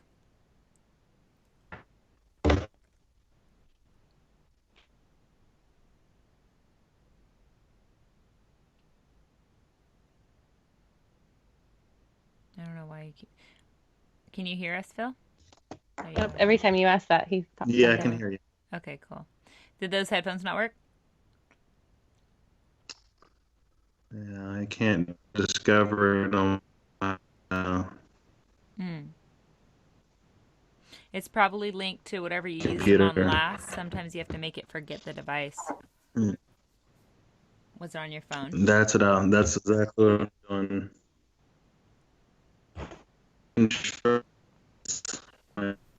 Bluetooth. I wonder why the Skype keeps cutting out so bad. Well, yours is fine and mine is fine. It might just be his Oh, Wi-Fi. I know, but it's just doing it now. It wasn't doing it so bad before. Hmm.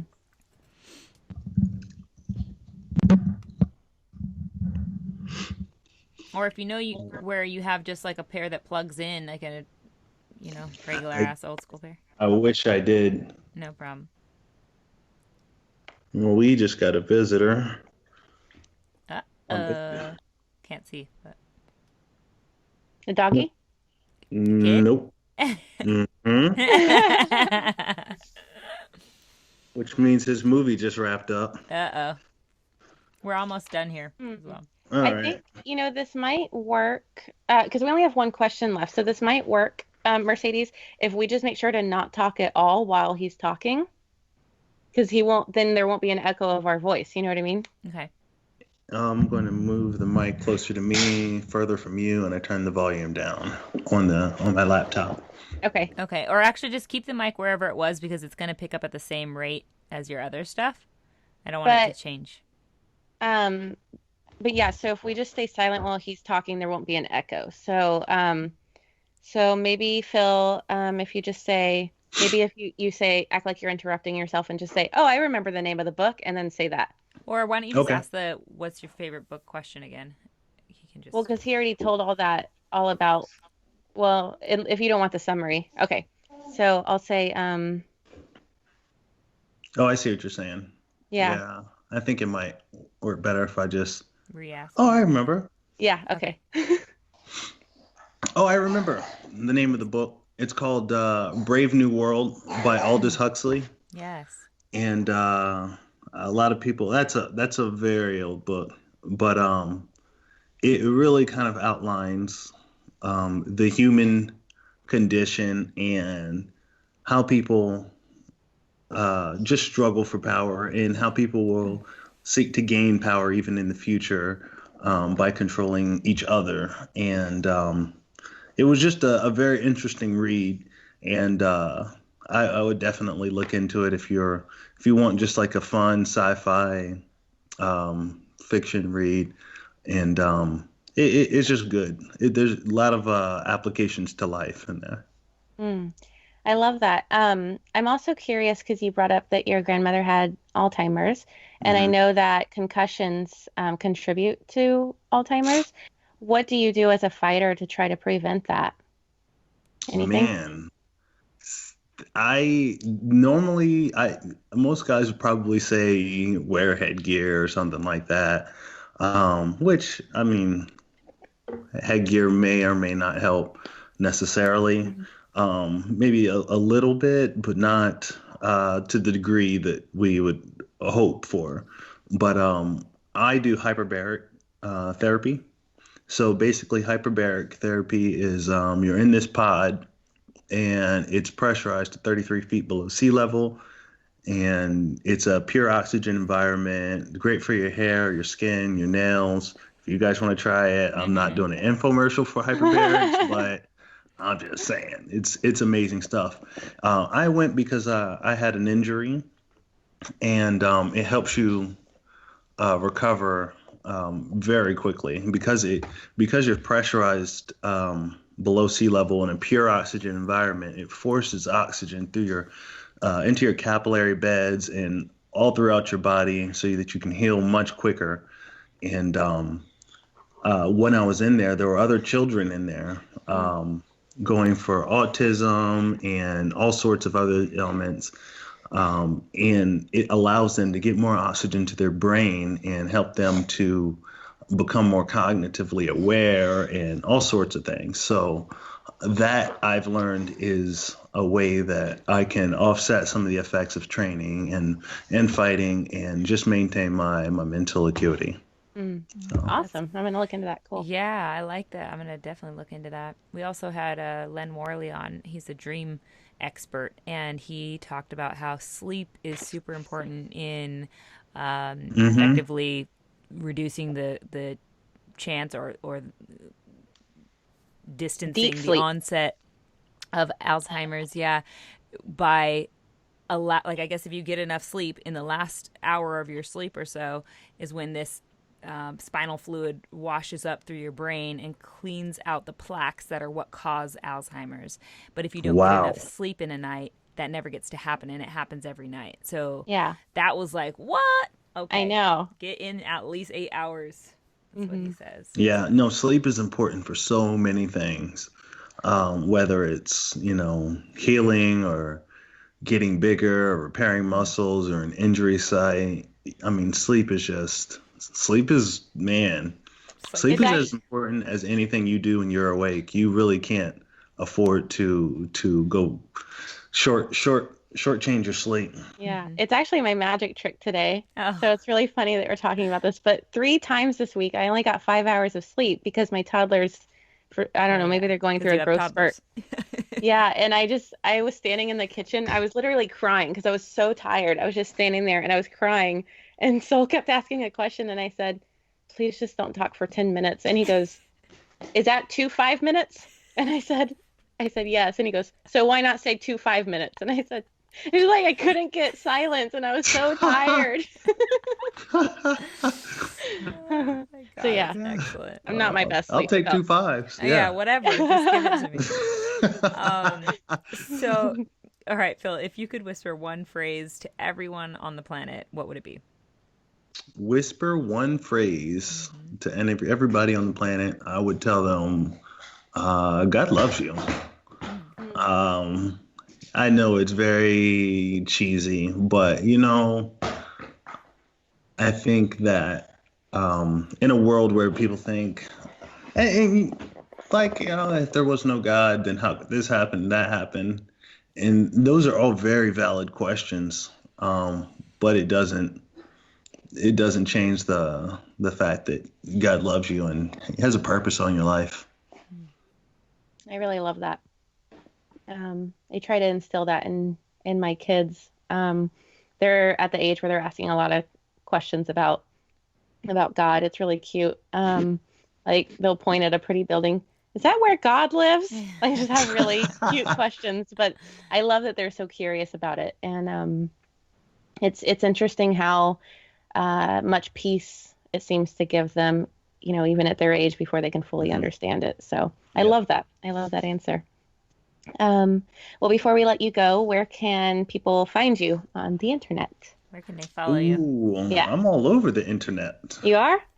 Let's see. They can find my Instagram at PhilMRW, my Twitter at Phil Mr. Wonderful, Facebook / Phil Davis Fans. And yeah, man. Oh, and PhilMrWonderful.com, of course. Of course. Awesome. Is there anybody you want to thank, any sponsors or anything before we end the show? Absolutely. The one and only beverage of choice. Well, it's funny. I'm sponsored by two beverages. I guess I can't really say that phrase. Monster Energy Drink. Hi. And you want to say hi, Teddy? He's wearing his Penn State jersey. He's going to be a Penn State wrestler. No, you can't touch. Hey. Aw. You gonna say hi? What's up? Say hi. All right, dude. All right, that's gross. All right, you can't. No, don't. Monster Energy Drink and Black Heart Premium Spice Rum. Yep, that's what we got that in common. Earmuffs on that. Black Heart Premium Spiced Rum. Blackheart Premium not for Spice you. Run. We love those guys. Yeah, Affliction Clothing Brand, Oak Grove Technology. So I've been putting the company that I do a lot of my mission work, Go Ministry. They're one of my sponsors, and they have been for the last couple of years, just to help me further their cause. So the Go Ministry, they're an amazing ministry group, and they do work in the Dominican Republic and Haiti, and not just sharing the gospel with people, but also they build health clinics, they build schools. They have what they call a nutrition center where they give multivitamins to the community kids. A lot of the diseases and ailments that they get is from malnutrition. Yeah. So a multivitamin here is it's kind of a good thing to keep away the common cold. But I mean, you can really stop some wild things by giving a multivitamin to people who are now malnourished. Yeah. So they just do a number of amazing things, and so I'm very happy to have them with me. Cool. I love that. Awesome. Well, Phil, this has been really enlightening. I'm glad we got some time to talk to you and pick your brain. So thank you for taking the time with us. Yeah, thanks for being so picking, nice. guys. Now you want to say hi? Come on, Oh, hurry up. boy. Hurry up. Get up here and say hi. What's up? Hi. Oh my God, he's so cute. Little man. Love it. Love your little tractor, little man. So if you just send this the same way that you sent your sound check, our producer will receive it, and this will air on Wednesday. So at 7 a.m. So we'll probably send you some promos on Tuesday. It's up to you if you want to post it or not, but we'll definitely be tagging you up a storm. We're going to make a cool video for you. So. Okay. Yeah. Okay, awesome. Thanks so much, Phil. Thanks. Yeah, thank you. Talk to you. This is Teddy. Hi, Teddy. You want to say hi, Teddy? Hi. He's so cute. Aww. Yeah. Oh, you guys are making him shy. This guy is like, I'm talking the next level model here. I know. Yeah. I'll have to He's show ready you for some of his GQ. work. He's like, He's I don't know, super guys. cute. You guys got some serious competition here. Yeah. This guy is like a model's model. He's super cute. Super cute. Him and my son can model together. There you go. There you go. All right, thanks, guys. Thanks for having me. I appreciate it. Yeah, of course. Thank you so much. So you just export it as a wave and then send on WeTransfer, and he'll get it. But just don't close your computer until it's done. Yeah, till it's sent all the way, because otherwise it'll stop the sending process. All right. Is WeTransfer, is that like do I need to download that first? No, is that how you sent your sound check? No, I just sent it regular email. Oh, okay. So WeTransfer is a free website. So you just go to WeTransfer.com and you just send it for free. The reason Okay, you're using perfect. WeTransfer is because now It's your so test was big. a small file, but this will be a huge file, and you won't be able to send it via email like you did before. Got it. Yeah. Yeah. So WeTransfer.com, and then you just send it to his email, attach the file, and it might take like 15 minutes to actually send it, but it'll only Right. take you like 30 seconds to actually do that part. So Okay. yeah, And what do I do with the microphone? you Keep it. It's yours. it. For all the other podcasts you're going to do. You know what? I got this. I was like, yo, this is so serious. I love this. Man, Enjoy. man, you guys are ballers. We really aren't. We're just really trying to make this thing happen. Nah, We're trying to nah, become ballers. Yeah. I'm going with y'all are ballers. You're making my cheeks hurt I because know. I'm laughing so much. Word. Well, thank you guys very, very much. I have Thank never you. been on a podcast or a radio show that has given me a gift. So you guys are the first. Thank Well, you. we're glad to be it. Cool. Yeah. Thank you, Phil. We love you so much. Yeah, thanks We'll for your talk to time. you next week. Yes, I'll see you guys soon. All Okay. right. See you soon. Bye. All right, take care. Bye. You say bye-bye? Bye-bye. Bye. See you soon. This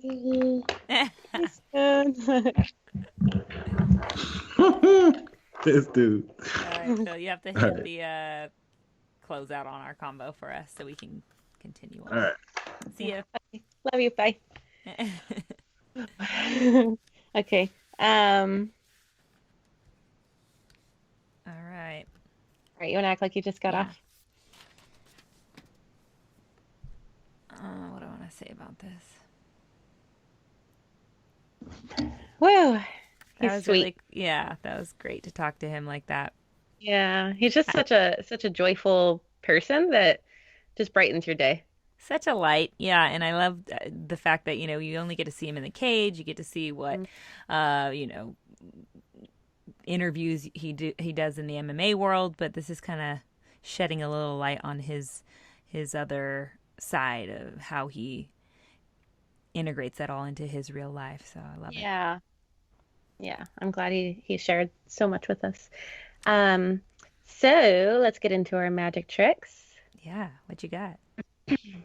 Well, we already kind of touched on it, but my magic trick is go to bed earlier. Mm-hmm. We all know it's recommended that we get 7 to 8 hours of sleep a night. But I was reading that we get 20% less than we did in the 1900s. I also read that a bad night's sleep was one of the top 2 factors that upset people's daily moods, and that getting just 1 extra hour of sleep each night would do more for a person's daily happiness than getting a $60,000 raise, which sounds a little crazy, but I mean, just think about, it long term, an extra hour of sleep a night. You may feel that you've adjusted to less sleep, but sleep deprivation can affect your memory, weaken your immune system, slow your metabolism, and even foster weight gain. I know for me, if I get less than 7 hours, just less than 7 hours, I am not my best self or my most friendliest self the next day. My fuse is shorter and my buttons get pushed easier. I don't have as great of a workout. And, I already told the story about this week how I, was crying in my kitchen asking for silence, and it was all from lack of sleep. So sometimes when I'm even arguing with someone, I have to just stop and say, I'm sorry, I didn't sleep well last night. I'm not my best self when I don't sleep, because it really is just, the denominator for a lot of my issues. But I just can't regulate my emotions when I'm lacking those hours of rest. So this week, just gradually try to move your bedtime up, especially if you're going to bed after 11 p.m., and see how it affects your next day. It may be what's causing some of your difficult things, like I was saying for me, and may improve those. So yeah, try it out. Yeah, I like that. I think I need to actually put together a little checklist that I keep on my phone of all the things when I'm cranky or moody for some reason or another, that I need to just look at my phone. Okay, why am I cranky? Run down this list. Is it I didn't have enough sleep? Am I dehydrated? Am I hungry? Is my hormones sometimes in a I just certain... need some fruit. Yeah. Or where are my hormones at that day? I mean, there's like a short list. That's pretty much it right there. There's a short list of things that we can go, okay, I can identify why I'm having this issue, why I'm being angry, or why I'm being stubborn even, or moody. And that helps solve it so much faster when you can identify it. So I'm going to do that. That's another magic trick. Just add them on. Add on the magic tricks here. I mean, you could probably tell this week on the days that I had less sleep, but then if you would have said, Jade, did you sleep well last night? I probably would have just started crying. It's true. Lack of sleep makes you emotional, makes people emotional. At least women, but what do you have, Mercedes? All right, so my magic trick, as much as you probably don't want to hear it, it turns out that getting cold AF might actually be good for you. So I've been experimenting with this little life hack called ice baths, which I'm sure, as you can imagine, it's exactly what it sounds like. You get in a tub full of ice. Actually, I'm going to do this again. So my magic trick, as much as you probably don't want to hear it, is ice baths. Turns out that getting cold AF might actually be good for you. So I've been experimenting with this little life hack. And as I'm sure you can imagine by its name, it's exactly what it sounds like. You get in a tub full of ice water really, and stay for 5 to 10 minutes. And yes, it sounds miserable because it is. And I felt, the very same way. I was not looking forward to doing this when I began doing these. Actually had a really hard time getting all the way in the ice water without freaking out. But little by little, I conquered this challenge, which I honestly think for me was the biggest benefit of all, just knowing that I could push myself to do something that I really wasn't sure I was going to be able to do. I found that in itself really empowering.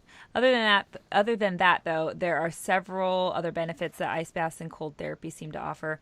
And although research is still out on this, there's tons of athletes, including many mixed martial artists, who believe that these ice baths are real game changers when it comes to speeding up recovery from long-form endurance workouts and especially like cardio workouts. And since this type of cold therapy forces your body to go into the survival mode, it actually boosts your testosterone, increases circulation, it stimulates your endocrine system and adrenals, which is what assists in balancing your hormones. It also assists in because for those same reasons, it ups your libido, which is big, and it even helps in getting better sleep. So all good things. Yeah. It also seems to have a calming effect once you get out of the bath. Which I've noticed. For me personally, though, like I said, it's given me a sense of empowerment when facing fear. And I know that might sound silly, but there's something super primal that comes out of you when you ask your body to sit in an ice bath, because your nervous system, your lizard brain are screaming, they're screaming at you, like, get the fuck out. Like, we're going to die in this ice. Yeah. And you're having to repeatedly override that background script while you're sitting in the ice water because you got to see this thing through. So when you come up against other little fears in your life, it's like, oh, that ain't shit. I can do that. No problem. I conquered ice baths. Yeah. I know I hate them, and I have to have someone there talking to me the entire time, distracting me. But what I do notice is not only better sleep, but I notice a difference in my physique that week. The more I do them, the more I notice that benefit there. So that's cool. Yeah. It's a big fat burner too. So yeah. All right, you guys. So thank you for listening to this episode with Phil. We just love him, and he's just such a light, like we were saying. So we hope that you felt that. A huge thank you to our Magic Mob for really coming through with those great questions for him. We hope you found this conversation as interesting as we did. If so, please share it with your friends and family and spread that sunshine. This would mean so much to us. And also, don't forget, you can go to our Instagram page if you have any questions for our future guest. It's at The Magic Hour. Talk to you guys next week. Until then, be a light. Thank you to Phil Davis for being on our show today, and to @RayToneRoyal for our intro jam, and of course to Adam from Red Fox Audio for producing the show. Stay magical, friends. Okay. Do we want to do anything over again? No, the intro was good when we did it when Phil was gone. Like, there wasn't a single hiccup. Okay. So I'm going to hit stop and send this while we rehearse. And I'm wondering how soon Adam can get this to us, because I'd really like to have the the promo sorted out and none of this be done last minute since it's next week. Like if we can just get the rough cut, you know? Yeah. Do you care? So I don't know. I don't think it matters, but because lots of people say it like this, but when you say it's Alzheimer's is the way you say it, but when you say Alzheimer's, that's like the wrong way to say it. I don't know if you care to correct any of that, but I would say just leave it. A lot of people say it like that anyway. I think just leave it only because I've emphasized in the past that I mispronounce things that Yeah, it's fine. I think that yeah. But also I already started exporting. Yeah. I think it's fine anyway because it's like one of those words that a lot of people say it like that. Yeah. That's how I've always heard it, actually. I know, because people say it Alzheimer's. wrong. It's actually, if you look up the spelling, there's no T in it at all. It's just a Z, right? A-L, Alzheimer's. it's A-H-L-Z, or no, A-L-Z-H-E-I-M-E-R, something like this. Alzheimer's, and it's a person's last name, I believe. Yeah, that's interesting. Jewish, I believe. Let's see. I think that went good. Like the first part was just like typical MMA interview, you know, but then I feel like he got really deep. I was really happy with it. I think for an MMA episode, it's going to go well. Like, I think it was surface level enough and deep enough that crowd can keep up with it. It's definitely our least deep episode, but yeah, I think that's okay.